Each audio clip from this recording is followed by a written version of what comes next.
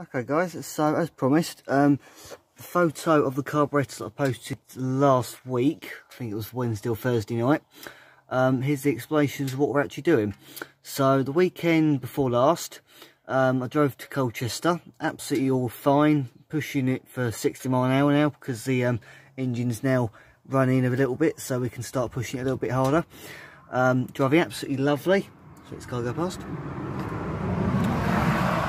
And then all of a sudden we're going through Colchester, and for some reason at the lights it started to rumble a little bit weirdly on idle. And then when we got to where we were going to, it decided it just didn't want to idle at all. And I thought to myself, okay, let's have a quick look over it. Couldn't see any obvious reasons.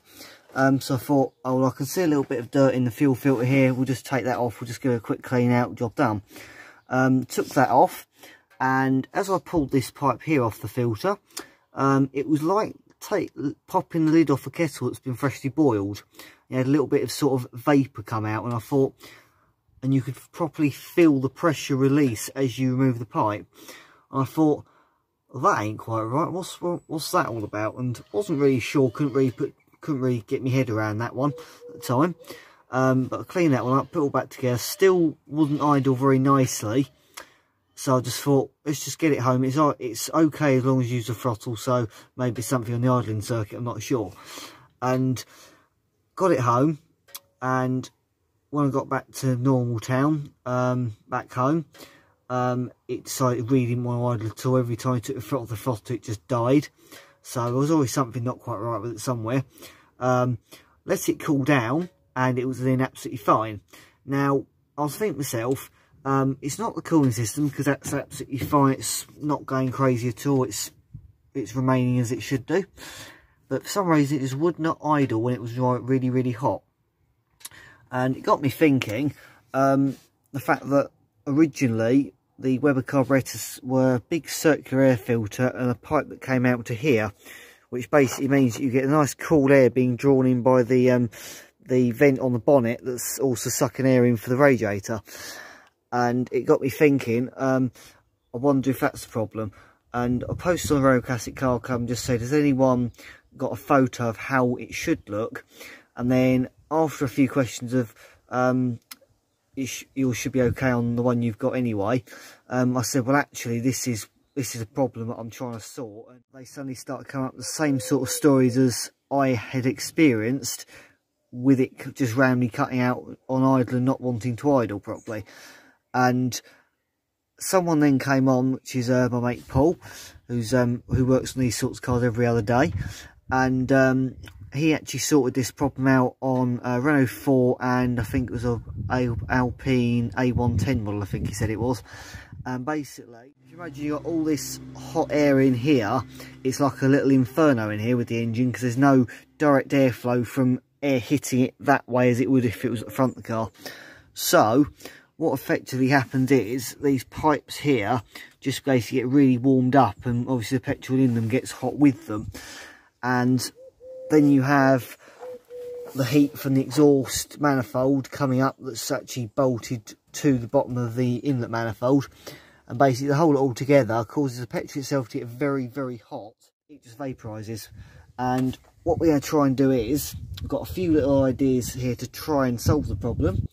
One of which is you have basically a insulating gasket between the manifold and the carburettor, which basically almost acts as like a heat shield to stop the heat going up into the carburettor too much, and tries to keep it a bit cooler.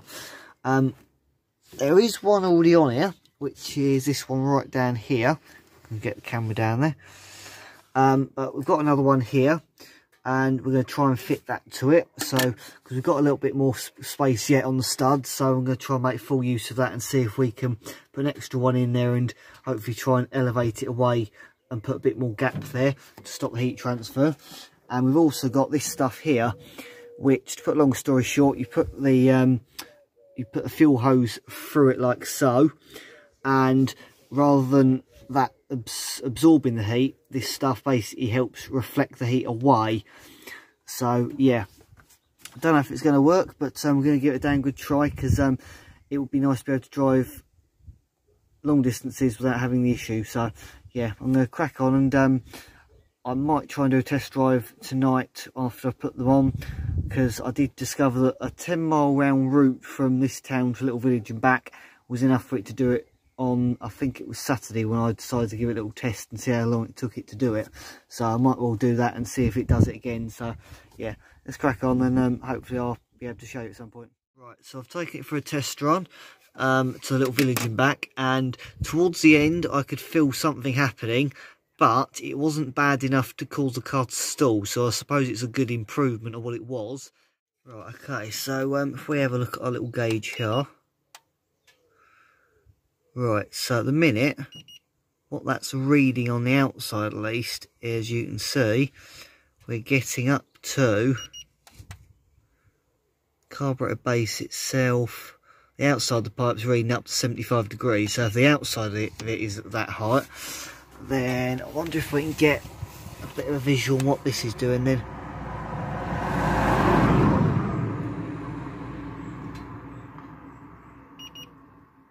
So admittedly it's not as hot as it could be, but obviously if you've got a heater jacket at the bottom that's doing 82 and the heater jacket is actually bolted straight to it, obviously we are merely just trying to protect the carburetor from the manifold, because that is ridiculously 170 plus. So but yeah, that just goes to tell you, if you think that, if we try this end here, there you go, so this end here, where it comes fresh out the tank, it's 41 degrees, and when it gets to the top here, you're looking at 75, more or less. There you go, 75 degrees. So that is a difference going between that port there and the carburetor. And obviously then when you add a bit more heat to it, yeah. We look at the filter here, you can actually see little bubbles there. And when I very first undid this, there you go. Boiling, it almost sounds like it's boiling like a kettle. So yeah, I've got this stuff here. I've just trimmed this one down to size so it fits there, and I've cut the ends out across a little bit like this so that you can slip it over the Jubilee clips. And I've also got some adhesive heat tape, which I'm gonna basically wrap around the filter so that there's no gap, because obviously you can get a hot spot there and it's not gonna have anywhere to cool down. So yeah, gonna put this on, put a bit of tape around the filter, and probably won't take it for another spin today because I'm absolutely knackered now, but that'd be a good thing. I can go straight into testing tomorrow. So yeah, crack on, and I'll hopefully show you some progress tomorrow, if not as and when I get time to.